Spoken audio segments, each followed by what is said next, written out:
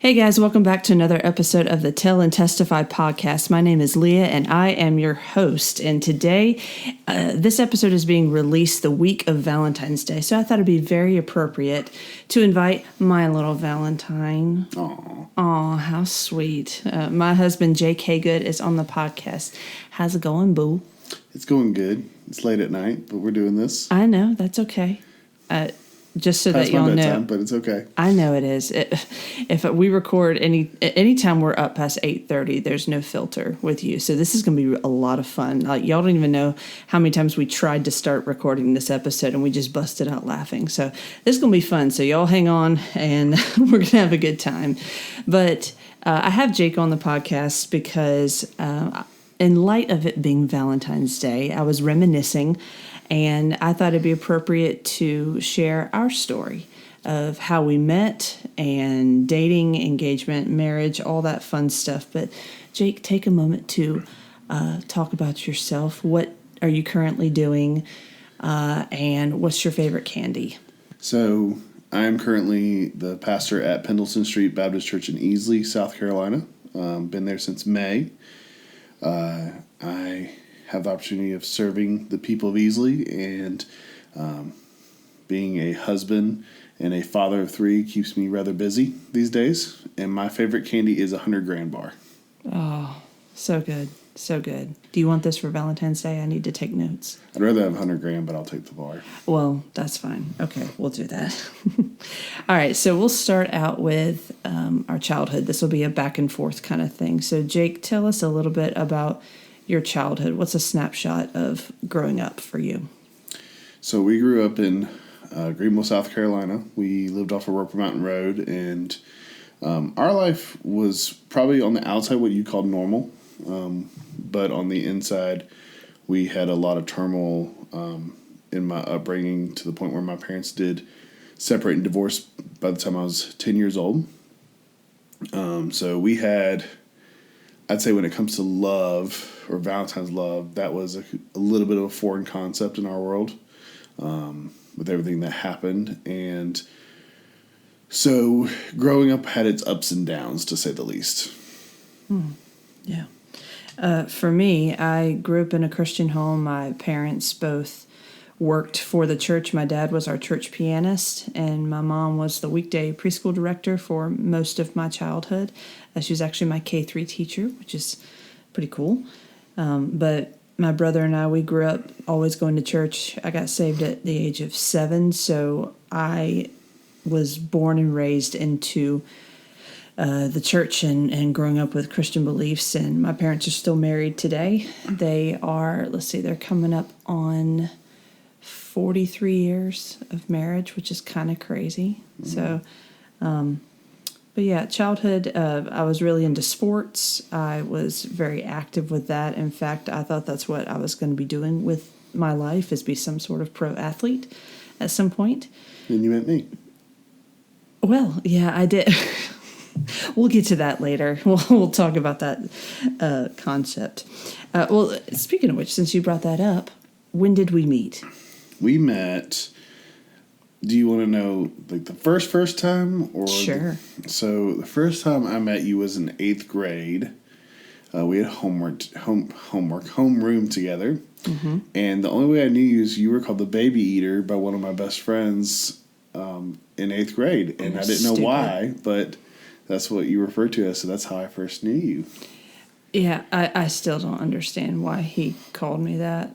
It was really stupid, and it made me very angry. So that's probably why he called me that, because he knew exactly. He's poking at you. Yeah, he was a bear poker, if you will. And I remember Jake during this time. So yeah, 8th grade. It was Miss Haynes' class, and I remember him as the kid who had this obnoxiously large Evian water bottle on his desk every single day. I'm like, that is an ungodly size of a water bottle. Why does he have that? I found out later why. And I knew him as the best friend of the dude who called me that horrible name. It's really stupid that he called me that, but that is true. That is how we met. So from there, 8th grade, we were at Riverside Middle School. And then we both end up going to Riverside. And I was zoned for there. You were not. I was not. So you got special permission. Yes, because Beck Academy had shut down during middle school, because that's actually where I was supposed to go to middle school. And I was supposed to go to Jail Man High. And we got sent to Riverside when Beck Academy closed and was being moved. And our last year at Riverside, we all got grandfathered in if we wanted to stay. And then ended up, my dad lived in the Riverside district, and so I was able to move my address to his address to be able to stay at Riverside, because I didn't want to go to Man. I wanted to stay with all my friends at Riverside. So. And I believe that was part of God's sovereignty in all of this story, because, I was zoned for Riverside.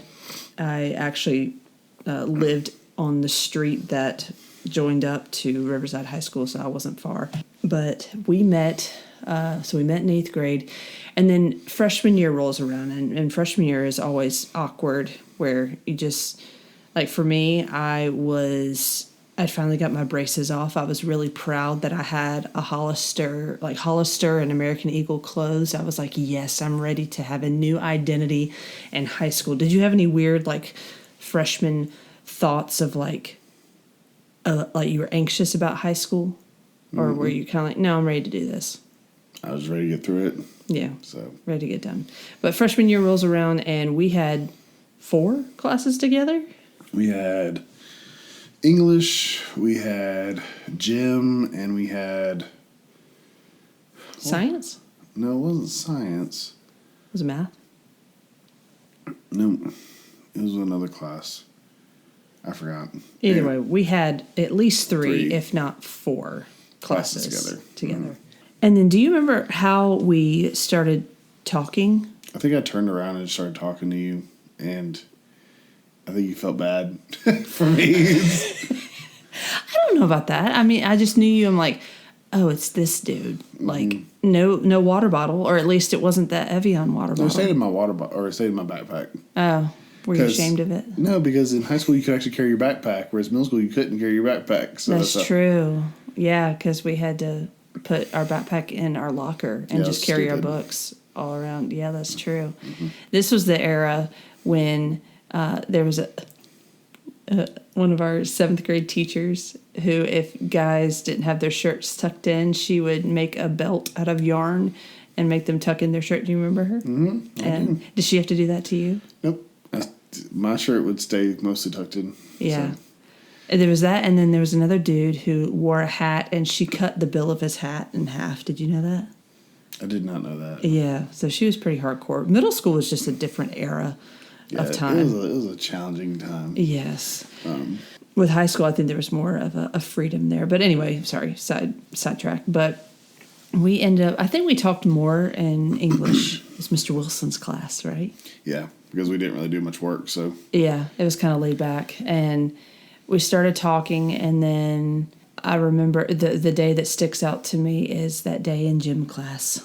Oh, gosh. Do you want to talk about that day, or do you want me to? So, I had a crush on her. Oh. And I was going to ask her out. I was gaining the courage to do so. And that day we were playing volleyball in gym. And so we're playing, and I decided I was going to impress her and go after the ball. Well, when I did, I ended up running into her and knocking her down, and I think falling on top of you or somewhere close to that. Oh, you did. You laid me out. I remember when you landed on top of me that you're like, I am so sorry. Just looking me square in the eye. I wanted to die. And for some reason, I felt like there was something like you were wanting to do, and you're like terrified. You're like, I am so sorry. And then I found out when, like, a month or 2 later that you were wanting to ask me out that day. Something like that. That happened. That was really early on in freshman year. And then I dated a guy for like a second.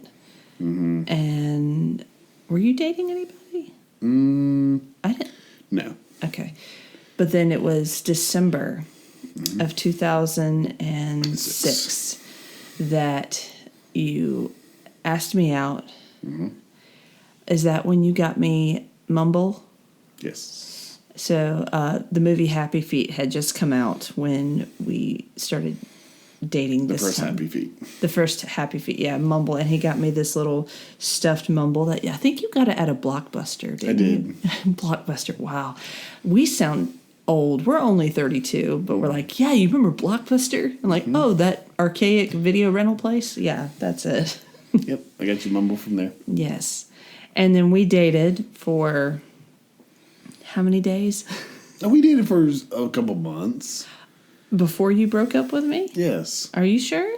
It was like a month or two. Okay. Because, Valentine's Day of 2007 is when you, the Cozumel stuff. Yeah. Okay, you gotta share that. So my mom went on a cruise to Cozumel, and she comes back and she goes, I bought Leah some shorts. Well, they were like booty shorts. And they had Cozumel written on the back. And so I had to give them to her along with the other things I had bought for Valentine's Day. So. And you gave them to me at my church. No, you know your Ruby Tuesdays. No, you came to Brushy Creek. It was a Wednesday night. And you dropped off, because I remember I was like, oh, like the shorts. I don't remember coming there. I don't know. I remember you coming there, and then... It was at Ruby Tuesdays. Oh, was it? Okay. Another restaurant that is not really in existence anymore. No. All these different things. Oh, my goodness. But, yeah, I remember picking up the shorts, and I'm like, Cozumel. Oh, this is nice. I'm like, what kind of girl does he think I am? But he's like, no, my mom bought them for you. I'm like, oh. It was kind of odd, but it's sweet. Because you gave me chocolate, and I think there was like a teddy bear or something else along the table. I put that actually up in the attic today. Oh, today, yeah. Yes. He was cleaning out some stuff or putting some stuff up in the attic. So you put our love in the attic. How dare you? Well, this is a Valentine's Day episode. You don't sleep with the teddy bear, so... Our kids don't really want it, so... Okay, fair enough. Off to the attic it goes. Whatever. All right, so that's 2007. And then I would say, it's safe to say, that freshman and sophomore year were the most tumultuous, dramatic 2 years of our lives. Yes. What made it dramatic for you? It just was difficult. It was just, everybody was dramatic. I feel like everybody was dating everybody's ex. Like, they were just swapping boyfriends and girlfriends, like, whatever that meant. People thinking, oh, you shouldn't do that. Well, I want to do this, but I'm your friend and you shouldn't do this. I just remember a lot of that, a lot of arguing. And in our little friend group, this was the first time that I was a part of a friend group, really, because I wasn't in middle school at all. But we would go and do things.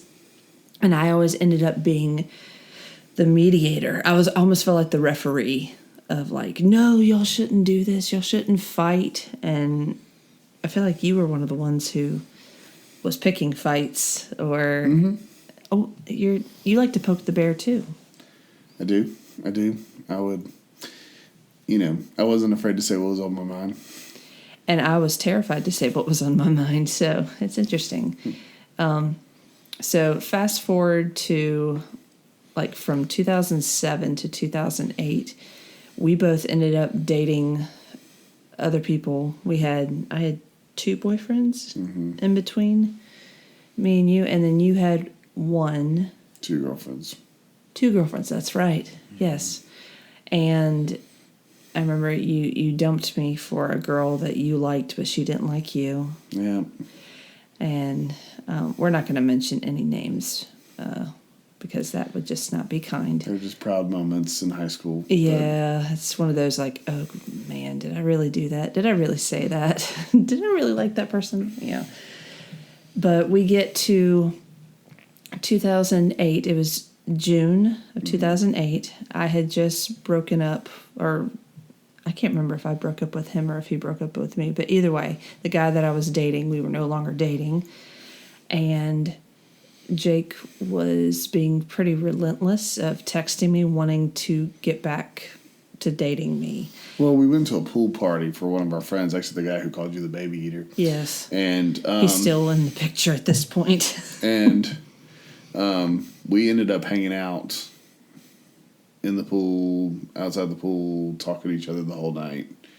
And I remember thinking, I wanted to date you again. And I remember you saying you wanted to, but you knew you shouldn't, but you wanted to, or something along those lines. Yeah, because my parents did not care for you. My brother did not care for you. Our friends, like there was a group of girls that I hung out with, they all were like, do not date him again. And so I was like, I hear that and I understand logically, but there was something in my heart that I was like, I need to give this guy another chance, but at the same time, he's got to work for it. So what did I tell you that you had to do? I had to go talk to your dad. Boom. I was like, you know what? If he's serious, if he really wants to date me, then he'll agree to talk to my dad. So it was June 22nd, 2008, that you sat on the front porch with my dad it was in the evening, but it was for 2 hours. Something along those lines. Yeah, and I don't know the whole conversation, how that went down, but can you describe what it was like having that conversation? Honestly, I don't remember a lot of it now. I remember we just talked about, dating you and what that looks like and how, ultimately it was like, this is the last time, like, we're going to be okay with this. And so it was kind of like, this is it. Yeah, this is your last shot, pretty much. And I remember he came inside and I was a nervous wreck. Like I was literally physically shaking. I don't know if you saw that or not. But when Dad said, he came inside and he's like, all right. He sat and talked with me and we're going to give this one more shot. And June 22nd, that's very specific for a reason. Because 4 years later, we got married. Yes, we got married 4 years to the day that Jake talked on the front porch with my dad, which is pretty cool. Now, at that time, you were not a Christian. No. Where would you say your faith, your spiritual spectrum was at that time? Lost as the day is long. For me, I had gone to church some as a kid. I remember falling asleep most of the time. We would go to church on occasion, but it was not like it was this common thing. I remember at one point we started going weekly to a Methodist church because my sister was playing basketball with them. And so, but I remember just kind of being half asleep and looking forward to communion because that's when I could at least eat in the middle of the service. So I had never heard the gospel, and I was not interested in church at all. Yeah. I wasn't. The way I had seen it is God had turned his back on me a long time ago.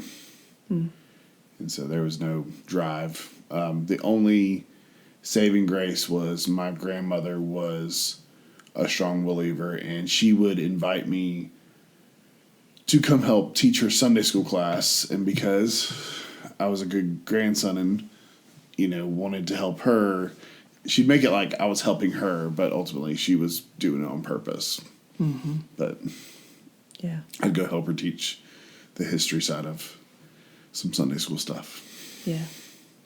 And so you knew that I was a Christian. I knew you went to church. Yeah. And so with that, did it bother you or like, that you liked me, but like, this girl, she goes to church? Not really. I think it didn't bother me until we started getting in conversations about me and my beliefs. And that's when it started to get more heated. But it did bother me that you went to church. Yeah, and I remember I was very codependent. It's still something that I battle with, but this was like codependent on steroids. Like, it's like, all right, we're dating. Now I'm going to save him. I'm going to convert him. I'm going to make sure that this boy knows Jesus, and it's going to be my job to do all this. And so I attempted to be the Holy Spirit in your life for several years. I would argue into our marriage that I kept doing it. Yeah, I mean, not in salvation standpoint, but Right. but in the trying to convict you. yes. Yes.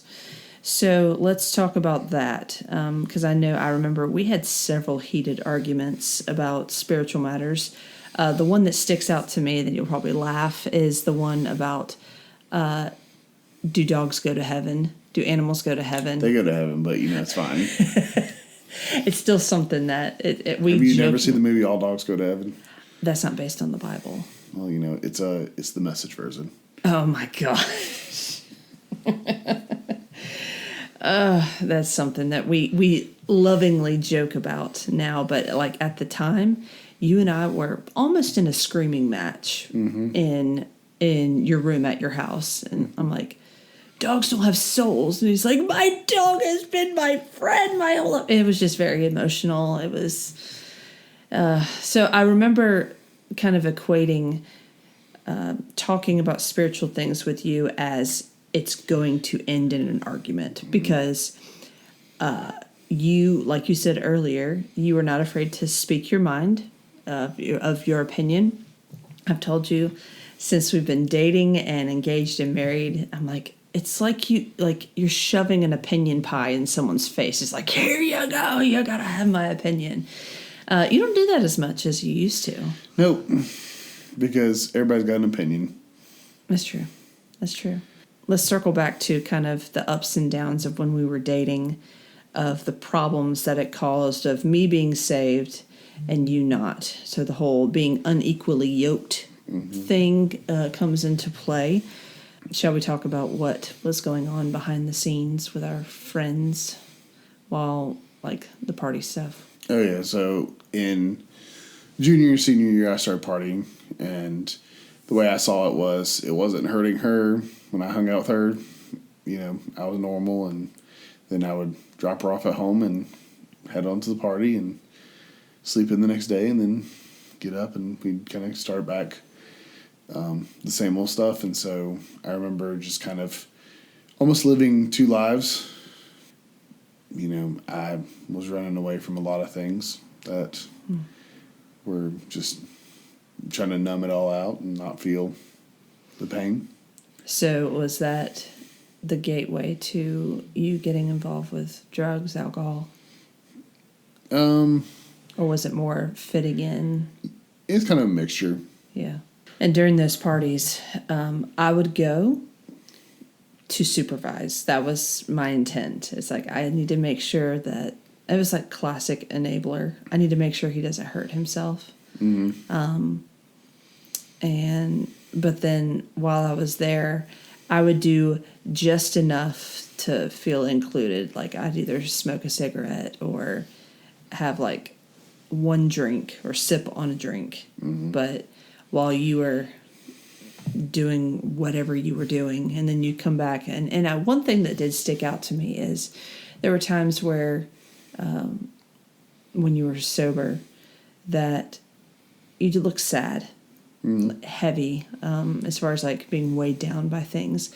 But when you drank, you were this jovial, I love you, like that kind of thing. And I'm like, this is so weird to see him like this. And I wish that he could be this way sober.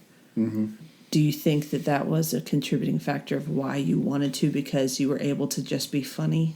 Like, yeah, I think it's like feeling just happy and just, not feeling the weight of the world. Mm. And so it was a way of just escaping. Coping with life. Yeah.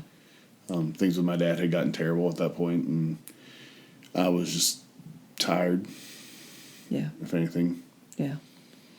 So what changed? I mean, I know, but our listeners don't know what happened. So I got invited by this girl to go to a Christmas service at her brother's church. It was New Spring in 2009, and it was the first time I heard the gospel for the first time. And I remember that in the service, the pastor had said, if anybody needs a life change or needs something to change, stand up. And I remember just this impulse, I needed to stand up. And I did, and I went back and got a Bible, and I don't I didn't profess to believe that day, but I knew something had to change because life wasn't getting easier, and just something was going to have to give because I was going to lose Leah in the process if I didn't. We were getting to that point.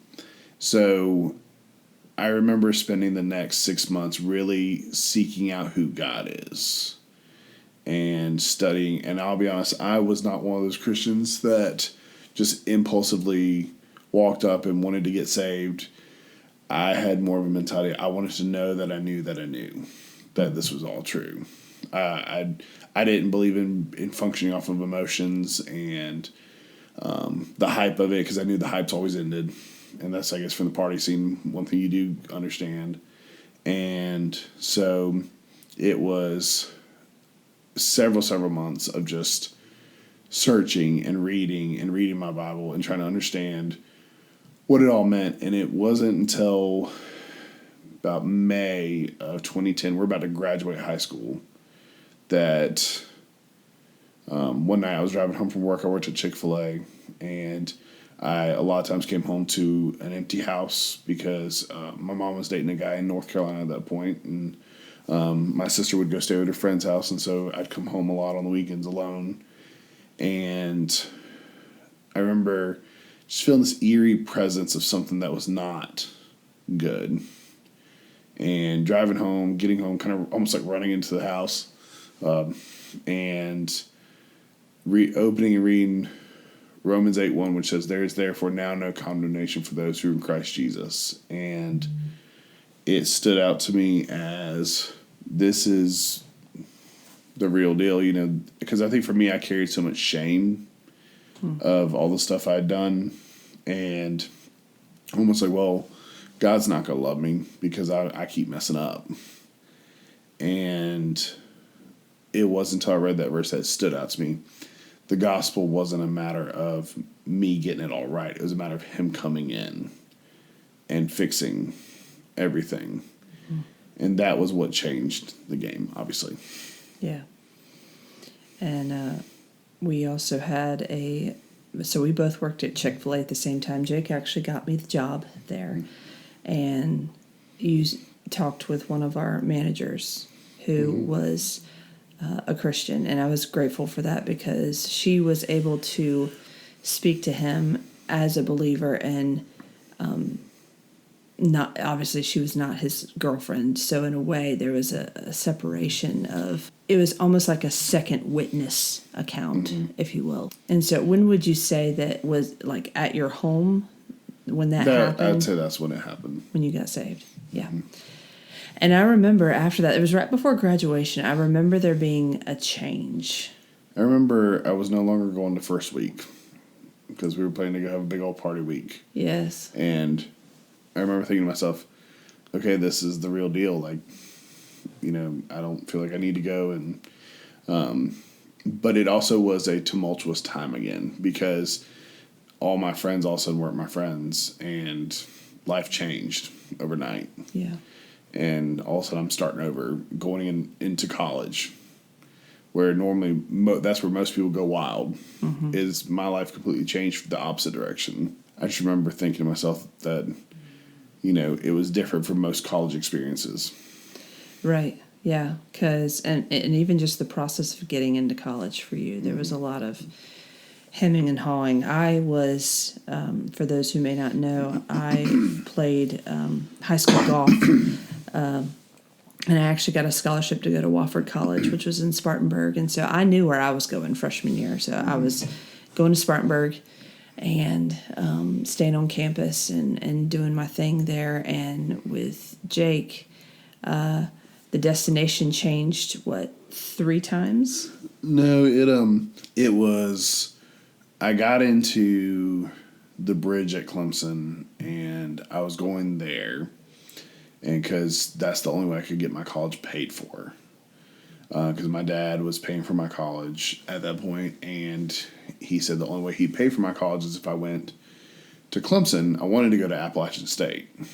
And App had accepted me, but it was going to be a semester before I could get in because how late my application got in and all stuff.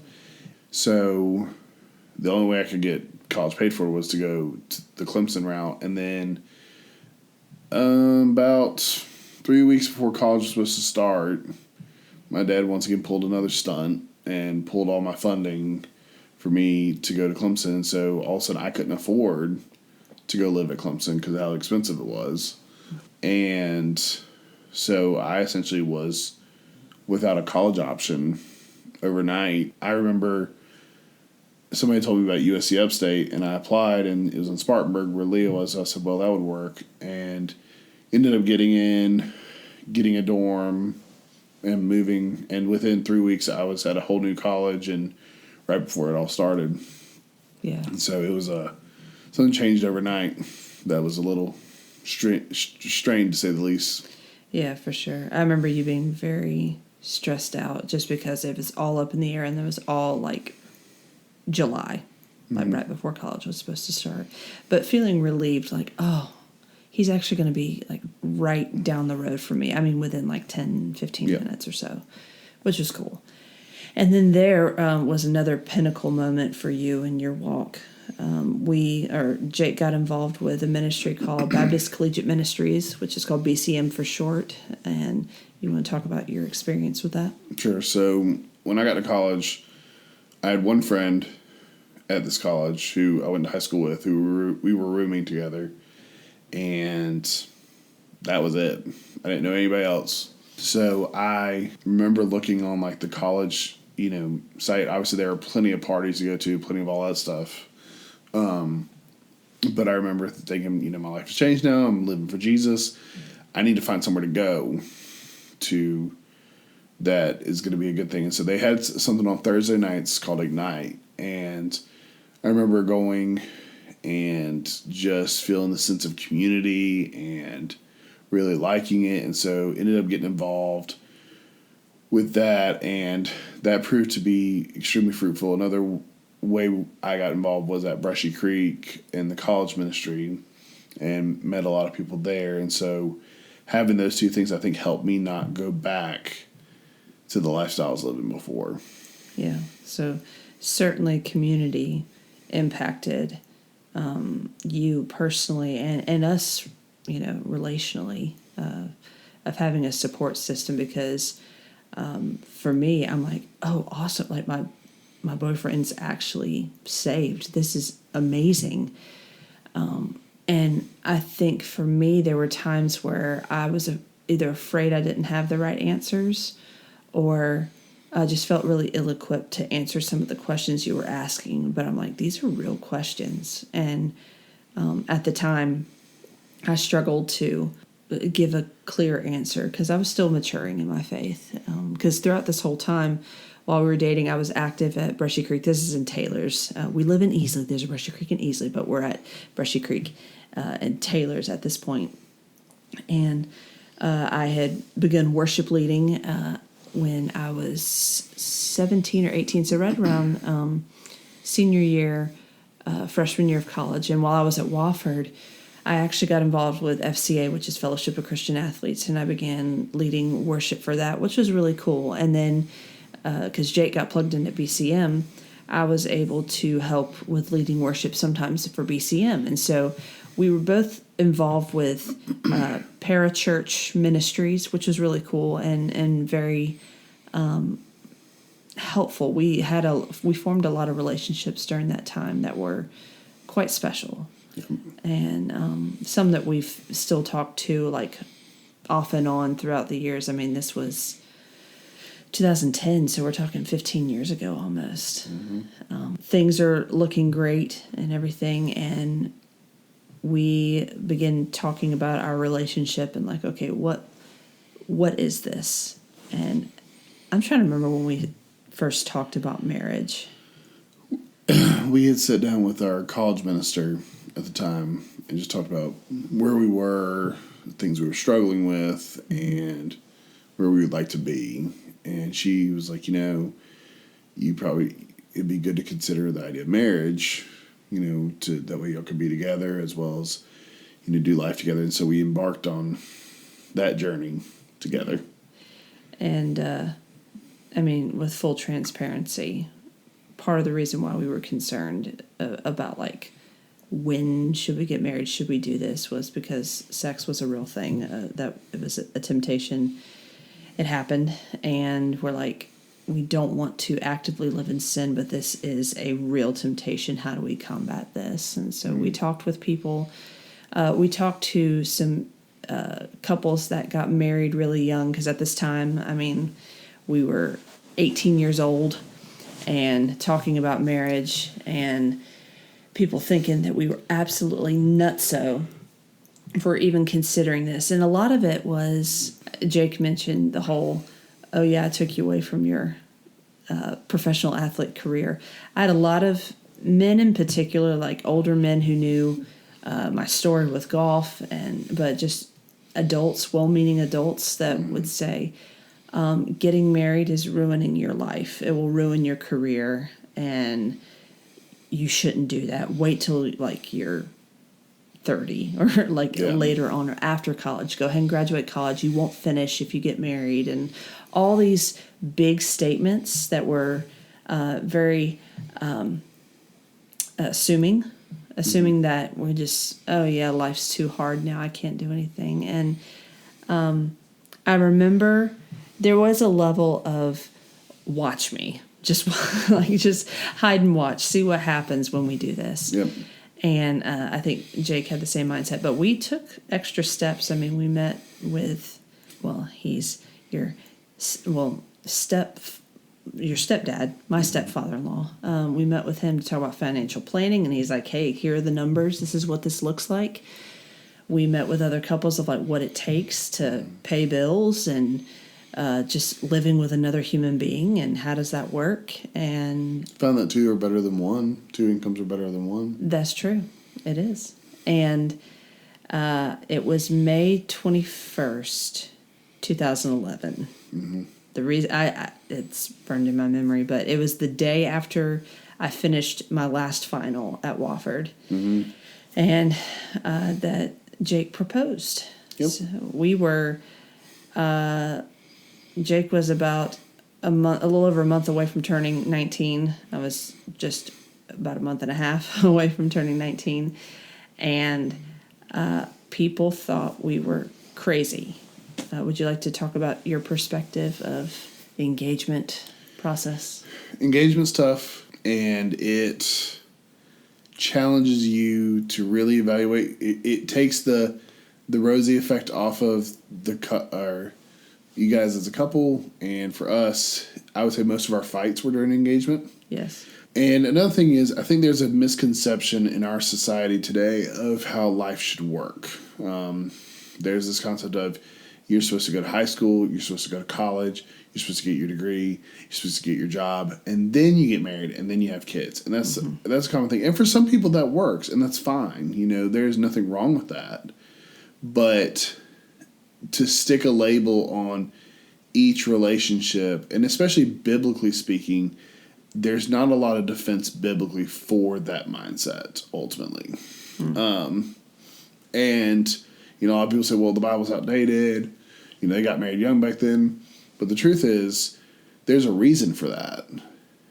And it was to protect the integrity of the couple as well as keep them away from sin. Mm-hmm. And I think and another thing I think that I always hated when people would say this is they said, well, you know, you need to date around and make sure that's the person you want to marry. And I just thought that was the dumbest advice that anybody could ever give somebody. I agree. And because if you know that you know this is the person, then why would you go date a bunch of people, hurt each other in the process, just to come back? Mm-hmm. You're bringing back a lot of baggage with you that's going to ultimately cause some issues in the relationship. When I counsel people, I've heard well-intentioned parents say that. I've heard different friends say that. But the truth is that's not biblical advice. Mm. So I think one thing that we found in our process is there was a lot of well-intentioned people, but they were not giving biblical advice. They were giving practical advice. And the problem was it didn't fit the bill for what we were dealing with. And so I think it's important to note people's situations are different. And we have to look at the actual situation and not just put a stamp on it. Because the truth is this, you and I both graduated. Not only did we graduate, I graduated with a master's degree. Mm-hmm. Now, it took longer. Yeah. But that didn't matter. Yeah. You know, it wasn't like you have to get done in 4 years or else you're never going to do it. It just took time. Yeah, it was one of those things that when we got married, at the time Jake was already working full time. I had a couple different jobs at the time, but we made the agreement like, okay, I will finish my degree and Jake will continue working while in this season. And I ended up being a 5th-year senior, if you will. And to add a whole other level of complexity, I was 7 months pregnant when I graduated. So you couldn't see it in my gown, but I was like mega pregnant with our first child then. And that's another thing, because I remember being in the last semester of my classes. I went to the business school. I ended up transferring, by the way. Let me go back. The day after finals, I get engaged. Shortly after, like during the summer, my golf coach finds out. I hadn't told her yet, and she found out. And I should have told her, but I was scared. And we had a conversation. She said, Leah, this sport, like the commitment, being a collegiate athlete, it's an all or nothing kind of deal. And if you don't want that, that's okay. And she gave me the freedom to walk away and to say that this is what I want. I remember being very emotional about that because it was one of the first times that I actually said what I wanted. And I ended up walking away from my career as a college athlete because at the time, I mean, our team was fairly good. The girls were very talented. For me, in a way, I kind of felt like a misfit. Like each girl, there'd be like a couple that would get together or a group that would hang out together. And I was just kind of a loner because I didn't know where I fit in. And it just felt like this was the right decision to move forward with this. And so got engaged May 21st, 2011. And then a little over a year later, we got married. It was 5 days before Jake turned 20, and it was 10 days before I turned 20. And, I think that we knew that it was going to take sacrifice. I don't think we understood how hard it would be, but we knew that it would be difficult, that it would not be just a walk in the park. And while it was difficult, it was enjoyable. Yes. And I think we have a different advantage because we had been dating 4 years consistently the day that we got married. So we knew each other's baggage from high school and the drama. And so in a way, we kind of had a snapshot of what we'd already been through, which I think is a huge advantage. Yeah. And so 2012, we get married. We are now in 2025. We are approaching almost 13 years of marriage, which is crazy to think about. We now have 3 children. So yeah, that boy I was pregnant with in 2015 when I graduated, his name's Isaac. This year he'll be 10, which is so weird that he'll be double digits in July. And then we have Caleb, who is turning 8 let's see. About a week and a half. Yeah, on the 16th. And then Melody, by the time this episode comes out, she will have just turned 6, which is crazy. So life has been wild but exciting. We've gone through several different seasons. And with that, I finished my degree. I had my undergrad in business administration. And then we continue on with our professional careers. We both were at Chick-fil-A at one time, ended up being managers. You had several different jobs. You were at Chick-fil-A, then you worked for your dad for a season, got fired by your dad, went back to work for him, then you left, right? Yeah, I went to Waffle House in between there to manage some restaurant. Yes, so your boy can make a mean breakfast. He's really good at that kind of stuff, and he's very talented in that regard. And then you knew that you were being called to ministry, but you didn't respond to it when you first felt the Lord prompting you. So it was 2011. We went to a Converge conference in Myrtle Beach. Yes. And with BCM. And I remember walking by the seminary table, and this lady handed me a pamphlet. She's like, you should really consider this. And I was like, yeah, that's not me. And she said, I don't know, I feel like the Lord's impressed me to tell you, like, you really should consider this. And I thought, I'm never going to be a preacher. Like, I'm too messed up, too much there. Now, obviously, we learn later down the road how God uses the most messed up people for His glory. But it wasn't until 2018 that, because I was in my real estate career, and I thought, okay, I'm going to be a realtor the rest of my life. And God kept impressing on me to finish my degree and go to seminary. And to give you perspective, I had essentially flunked out of college because I just quit trying. And so I was able to get back into college, afford to be able to pay most of my way, and then finish my undergrad, and then get into seminary, and then graduated seminary with a 3.8 GPA and all that goes along with that, and with my MDiv, and just seeing how God answered prayer and how we knew it was from Him because of how He answered that. Yeah, and like another piece of that, like you were on academic probation because you were upstate. You were going to be in criminal justice. You were wanting to be a profiler. Yep, psychology and criminal justice, yep. Yes, and so that was what he was wanting to do, and then you quit upstate. When was it? I was upstate when I went to work for my dad the first time. Was that sophomore year? Mm-hmm. Yeah. And then you took a break. And then from there, we had, let's see, when you started back, Isaac was born.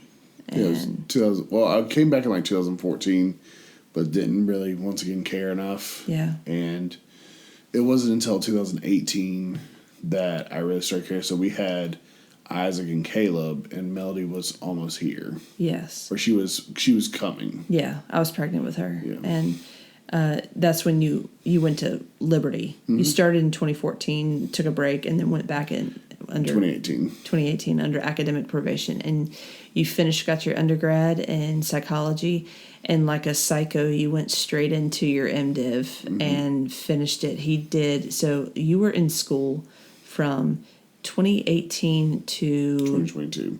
So 4 years straight, like no summer break to finish your undergrad and your master's. Yep. That still just blows my mind. Like Jake is very disciplined. He's very good at just sitting down at a desk, looking at his, like he was on Blackboard or whatever it was called, and just he could write a 30-page paper in like a couple hours. And I'm like, how do you do that? Writing outlines for episodes, it takes me at least an hour for the podcast. So that is a gift that God has given him to be able to do that, to be highly functioning. And it's amazing to see what you were able to accomplish in that time. Yeah, it was cool. It was fun. It was fun. And then once you finished your MDiv, how did you step into vocational ministry? We began praying about vocational ministry starting in 2021. We had explored some options, and it wasn't until early 2022 that God opened a door for a ministry that I served in for about 12 years at that point. And it was called Celebrate Recovery. And as a ministry, I believed I was going to be involved in the rest of my life. And the CR pastor at Brushy Creek was retiring, and he came to us and said, "Hey, I believe, Brushy Creek does not feel led to move forward with this. Is this something you want to take to Southside?" This is where we were at the time.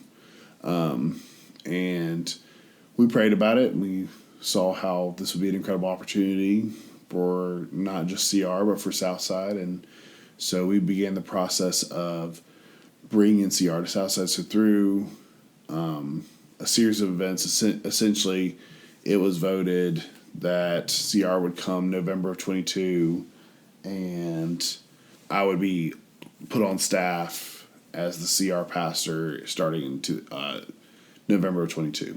Yep. And then so we launch, and it was our first experience of, obviously you being in vocational ministry. And having to be in charge of running a ministry from the ground up.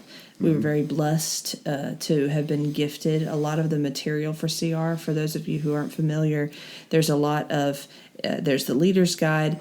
We do a chip celebration, which has the markers of as you start your healing journey with something that you're either seeking sobriety from or that you're laying down at the cross. Like there's a blue chip, which is the first chip everybody gets, then 30 days, 60 days, and so on. So there's that. There's all the different materials for the children and youth programs that went along with it. Celebration Place, which was for elementary kids, and the Landing, which was the youth program. There's a lot of moving pieces with CR, and this gave us a lot of hands-on training of behind the scenes. We also provided a meal, so coordinating with the person who did all of our meals. It was a lot of work, but it was something that we enjoyed, that we were fully committed to seeing people find freedom through their hurts, habits, and hang-ups by laying them down at the cross and surrendering them to Jesus. And whether they become saved and then work through their recovery, or as Christians, biblically work through their recovery in whatever area they were struggling with. And so we had the opportunity of being a part of that for right at a year. Mm-hmm. About a year and a month. Yes. And so would you like to talk about what happened?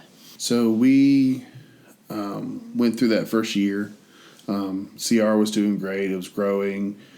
We were seeing how God was moving in so many different directions with it. And, I fully believed that this was what we were going to do the rest of our life.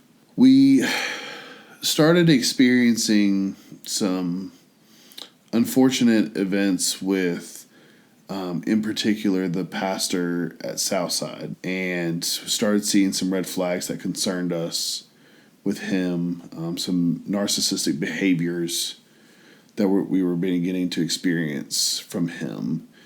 And we weren't sure why. This was, a friend of mine of 13 years. And it was a difficult season because while we were seeing God do all these great things with CR, we were seeing a lot of tumultuous times with Southside itself. And so it was confusing for us because on one hand, we thought this would be a golden age, not just for CR, but for Southside. And it just seemed like it was going the opposite direction. And so it opened up the door for a very hard season of life. To give some context as well, my paternal grandmother at this point, was put in hospice care. This was the person that, as far as relatives were concerned, she was probably one of the people that I was the closest to. And I was her caretaker, and I had to put her in a nursing home in 2021. And, so this is 2023. It was January or something like that, or February. No, they officially put her in hospice in April, but she was starting to experience some issues in January with dementia and stuff like that. So we are beginning to experience, the end of life for her and what that looks like. And so for me, it was a just tough season of life. I was losing her, and then I was just dealing with a lot of hardship at church that I didn't expect. Mm-hmm. Like I said, when it came to CR Monday nights, it was great. But my relationship with the pastor at Southside was deteriorating quickly. Unfortunately, for a while, I thought it was my fault. I thought I must not be doing something right. Something must not be, it must be me, because a lot of my trauma of the past, especially with my father, was, it was always my fault. I was always blamed for everything. And so I carried that same mentality, like, oh, it must be me. Sadly, it was a mindset that was preyed upon. It ended up turning into essentially arguments for 6 months and just absolute chaos ensuing. And the person I thought I knew was no longer there. When November of 23 came, God had made it abundantly clear it was time to go. And he put the writing on the wall. It was just, it was there. But it was hard because I think what kept me there for those last 6 months was CR. Yeah. But I realized I'd made it an idol because I was like, no, this is supposed to be the position I do for the rest of my life. This is what I worked for all these years. What do you mean I'm about to lose it? Mm-hmm. And I obviously did not know until recently why that happened. I just remember a certain series of events happened, and all of a sudden I'm meeting with a friend of mine that and who's a fellow pastor, and he said, Jake, I've watched for years this man abuse you, and it can't happen anymore. It's time to go. Yeah. And that was a hard thing to hear somebody say to you. Yeah. Suffice to say, I came to Leah, I said, this is what's happening. And Leah had been a part of several meetings, and she had also seen some red flags as well that she was really noticing, and we both agreed that it was time to go. Yeah. And so we started the process of leaving. We left quickly. We believed we needed to do that to protect our family, ultimately, as well as protect integrity, as well as not bash or badmouth Southside either. We wanted to protect the church. Yeah. We all of a sudden were gone, and everything we had worked for, it felt like it just fell in the trash one day. And I remember going just through a season of hurt from that, a lot of church hurt from that experience. Yeah. So that was November of 2023. Initially, when Jake had that meeting with the other pastor who said, you need to get out, we're like, okay. So what we need to do is just, Jake, you need to find another job, and so that way there's no gap in money. Just keep doing what you're doing and then find another job. But he encouraged Jake. He said, you need to get out, because the problem is you've had a lot of hurt, and if you don't leave now, you'll pass on the hurt that you receive to the next church that you go to. Exactly. And one of the advice that was given there is, because the temptation, and I think a lot of pastors can resonate with this, the temptation when things are going south is just to jump to the next opportunity, because ultimately this is a livelihood for your family. But thankfully for me, my livelihood primarily was real estate. Yeah. When it came to us, I was able to leave and not take an economic hit, like a lot of people unfortunately do. And so when we left, he said, the biggest thing you can do right now is heal. Mm-hmm. He's like, if there's any goal in this, the goal is to heal. Yeah. And so I took that very seriously. And so for 6 months, we went to another church that just some amazing people that loved on us, that cared about us, that wanted to see us thrive. And they're still good friends in the ministry and partners in the gospel. And we set this course to heal there. And so we did until the door opened for Pendleton Street. Yeah. And even that whole process of, you applying for churches, initially, I would say it's safe to say that you were a little discouraged because you applied to a lot of churches. Mm-hmm. You did have one that you had, you made it through a second interview, and you're like, maybe this is it. And it was going to involve moving away. Yeah. And well, no, I'm talking about the other one that was local.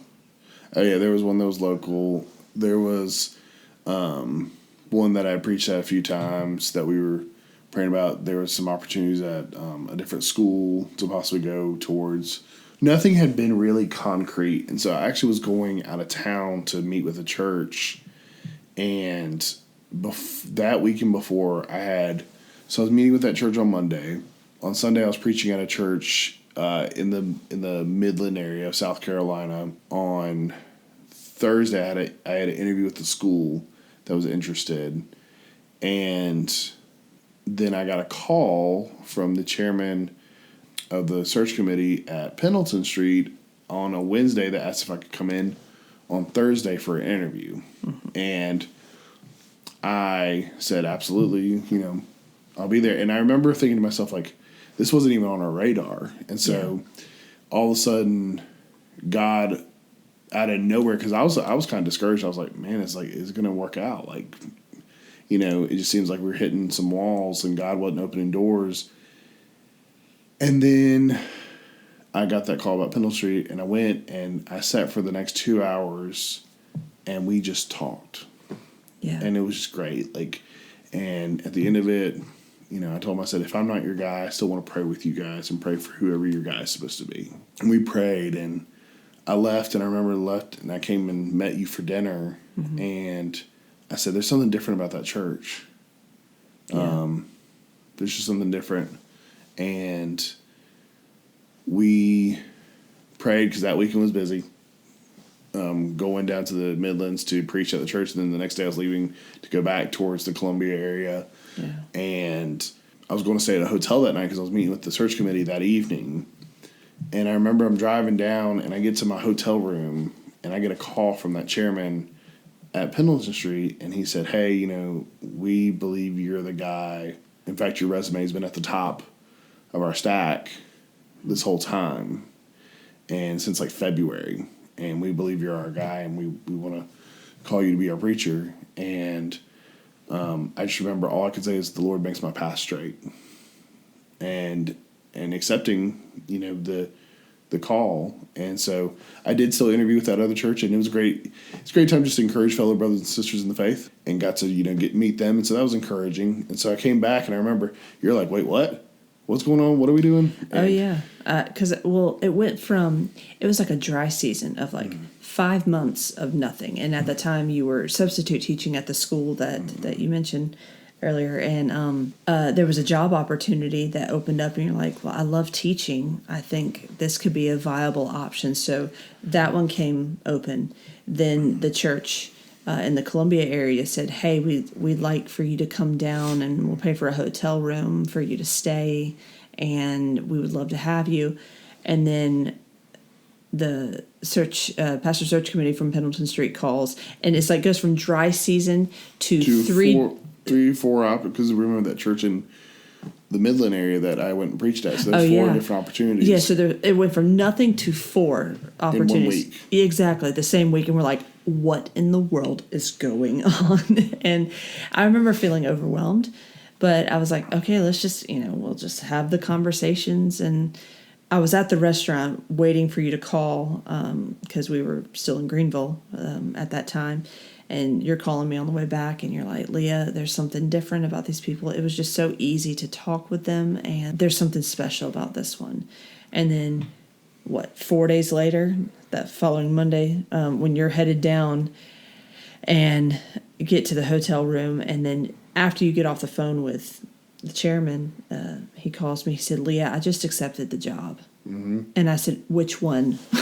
Which one are you talking about? He said, the one in Easley, the Pendleton Street one. I said, babe, you're about to interview with another church. You're in the hotel room. What are you doing right now? He said, it just came out of my mouth. I said, the Lord makes my path straight. Yes, I'll take it.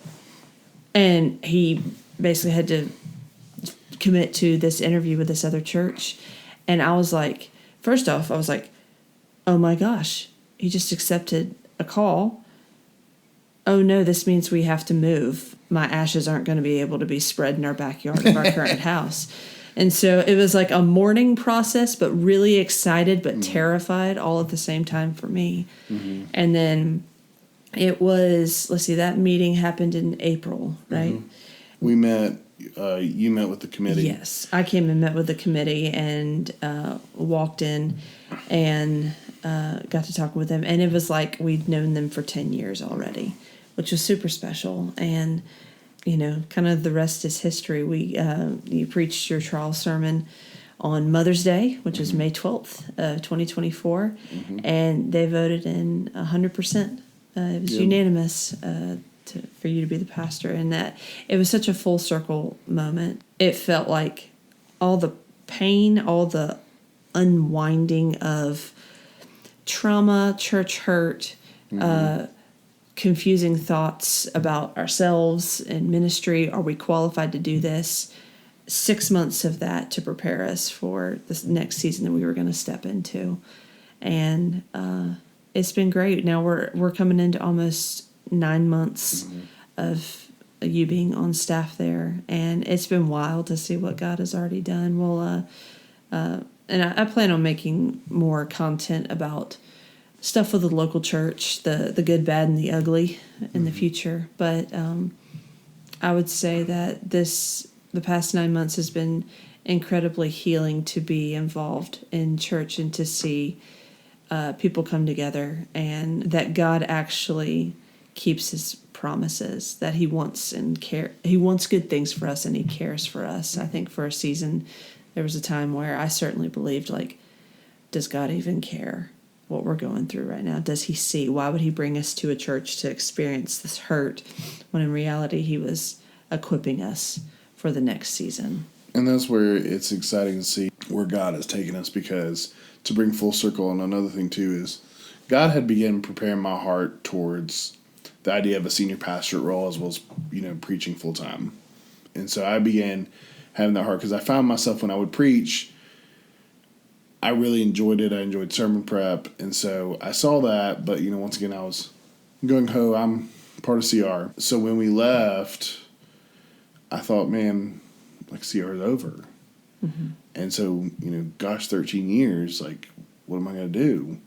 I'm now seeing it full circle, because one thing I love about Pendleton Street is they're a church that's ready to see God do things that surpass their understanding. And so we've already voted in affirmation to adopt Celebrate Recovery at Pendleton Street starting January 2026. Yeah.